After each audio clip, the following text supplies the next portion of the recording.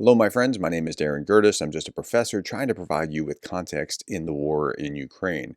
There are 1,420 Russians off the battlefield, 20 tanks, 36 armored fighting vehicles, 24 artillery systems, 73 vehicles and fuel tanks.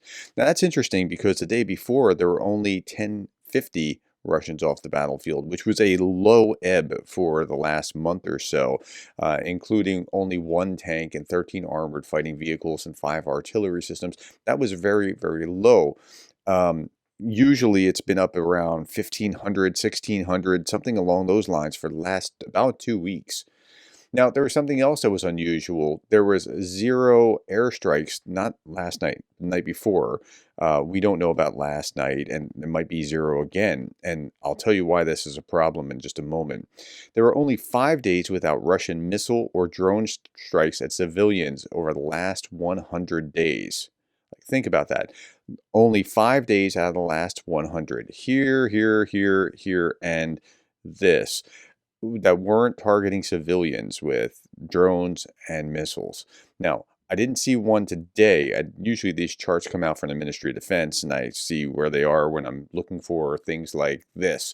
And I didn't see one today, and that makes me a little nervous. And the reason that makes me a little nervous is when they do a low ebb, maybe there's only 3 or 5 or 10 or something along those lines, there's usually a big strike that follows after that, where there's just an astonishing amount of drones and missiles trying to attack something to overwhelm the system.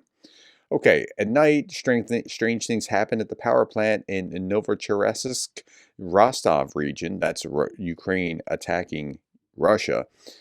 Initially, Russian media reported a fire and explosions, but later they deleted things. So something was going on, and here's a little bit of an image of the something going on in the distance, but okay, we'll find out later on. There were also strong explosions of Russian-occupied Bryansk overnight, so that's near Mariupol.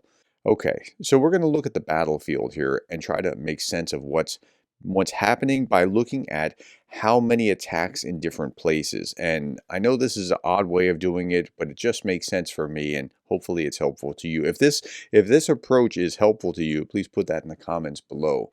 Okay, Zaporizhia region repelled one enemy attack. Okay, not a lot. Russians unsuccessfully stormed the positions of Ukrainian units in the Vovchansk area 3 times. Kherson region, left bank of the Dnipro River, 4 enemy assaults failed. On the Bakhmut front, 5 attacks. Okay, so far, not a lot. Kupiansk direction, Russians invaders made 6 attacks. In Vermivka direction, the Russians led 15 assaults. In the Lyman direction, Russians led 18 assaults. Kharkov direction, the Russians attacked Ukrainian positions 35 times. Now we're getting hot here. In Kharkov, that's pretty significant. And then in Pokrovsk direction, the Russian fascist invaders attacked 40 times. So we know where the hot spots are, and this is nothing unusual. Now, this I wasn't familiar with. News coming from the Velika Novosilka area, I hope I pronounced that correctly, please tell me if I got it wrong, is very bad.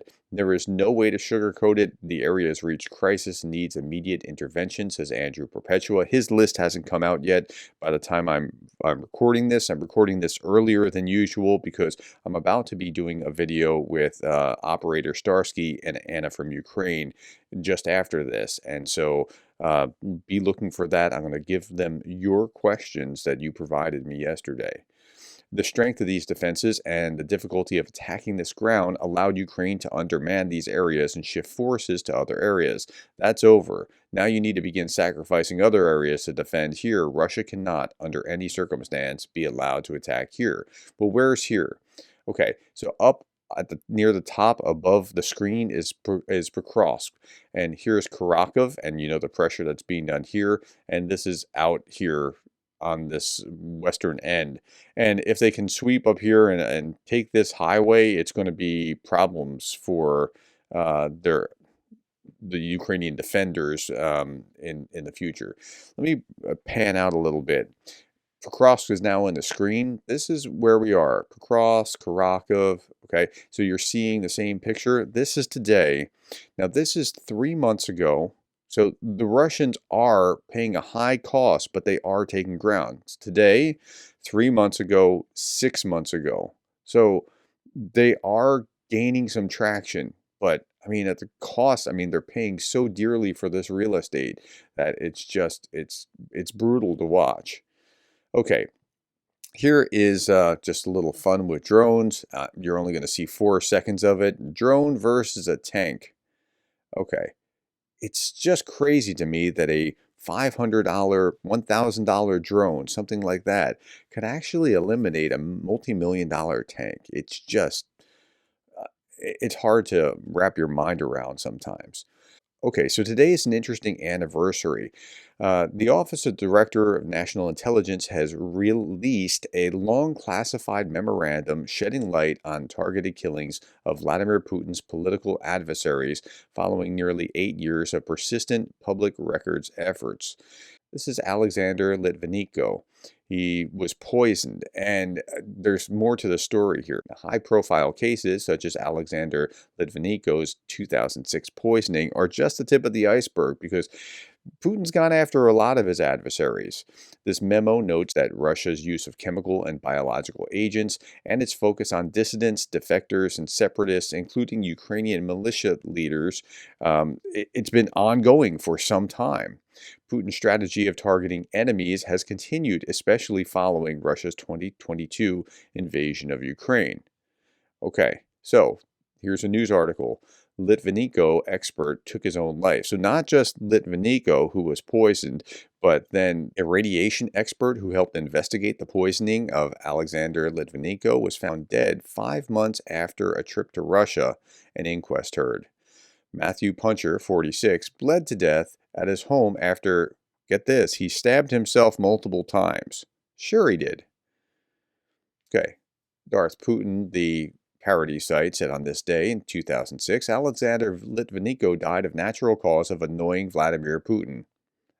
The guy's got away with words. One of the witnesses at the inquest later committed suicide by stabbing himself several times. Something seems fishy about that.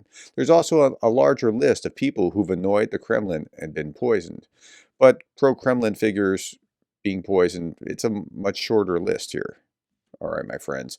Last little bit that I'm going to show you here is Jake Bro's fundraiser is now up to $710,000. 710,000 out of their million in what, 4 or 5 days, something like that. It's pretty impressive. Okay, my friends, that's all that I have for you today. Thank you for the time. Thank you for the likes, the shares, the subscribes.